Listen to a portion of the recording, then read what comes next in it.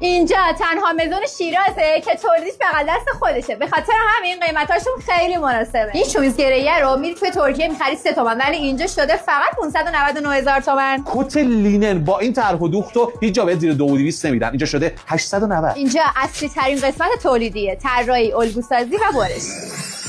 کفتان با این کیفیت هیچ جا زیر 2500 نیست. شما چقدر میدین؟ 1,800؟ نه.